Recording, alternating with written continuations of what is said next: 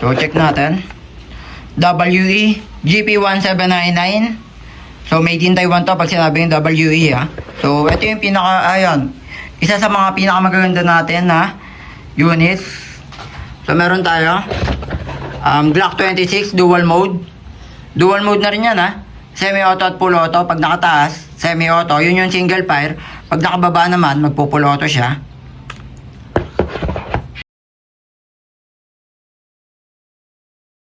Galaxy BL. Yan, o.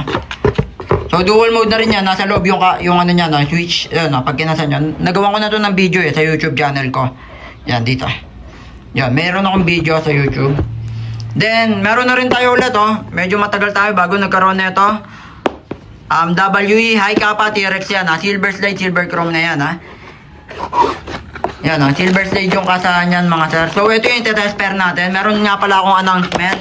Abang-abang lang tayo maya-maya. Yan, ha. Silver slide, then yung mag nya sa ilalim ng bat. Yan, ha. Mag plate na rin. Then, next natin, ito mataas ang FPS na ito, katetest pair ko lang din kagabi. Bago nating unit, Glock 18, nakatutuon siya black and brown, umabot ng 358 FPS to. Solid naman talaga na ito, Glock 18 natin. So next natin, ito medyo may kamahalan to, mga sir. So ito siguro may pera-pera talaga makakabil nito. Yan, ibig sabihin ng mga sir, lagpas 10,000 to, pag package na yung mga sir, ha. Siyempre, may kasama ng green gas, 0.20 na bibis, 2,000 pieces ang laman. Solid naman talaga to, CC Shadow. Yan, o. Napaka-solid naman talaga. Bigat din na ito, tinimbang ko na to, eh. Nasa 1 point, yan, o, parang 1.6 yata. Yan, parang ganun ang timbang niya, 1.4, ganun. Tinimbang ko, solid na solid, metal na metal to, pagka naman nahawakan nyo, oh. Yan, o. Then, last natin, yung Glock 35 natin na G4 series. Yan, solid na solid yan, mga sir, ah. Ito yung nagdala dyan, yan, oh. Yung optics, meron na din yung sight, ah. Optic sight, ready na siya. Yan. Ganda na ito, mga sir, oh. Glock 35 G4 series.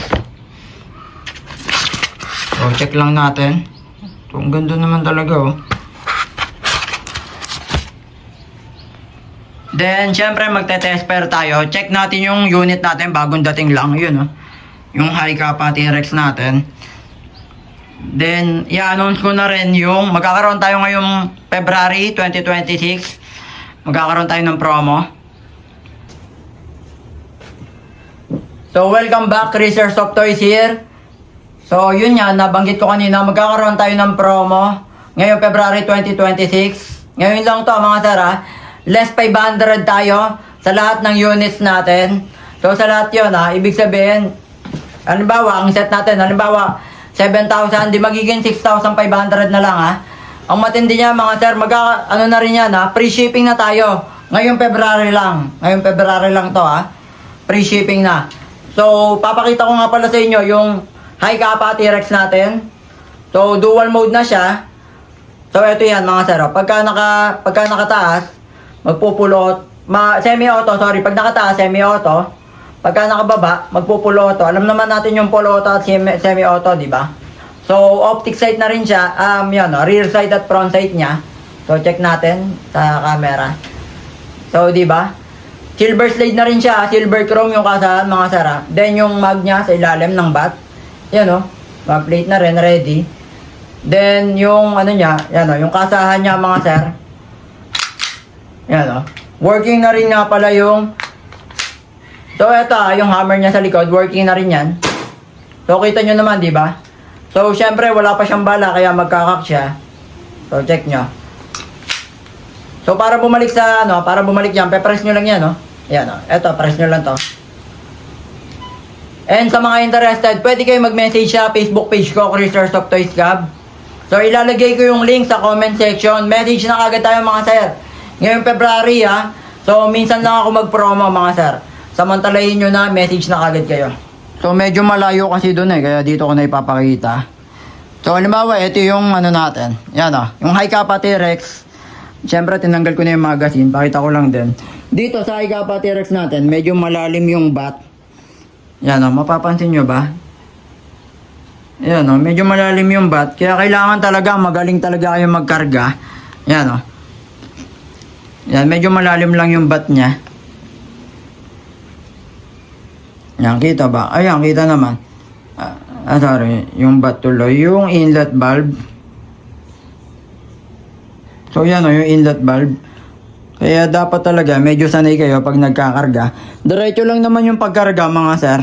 So, 5 to 8 seconds. Talagang, syempre, masisilip nyo naman yan Ayan yan yung inlet valve, medyo malalim lang.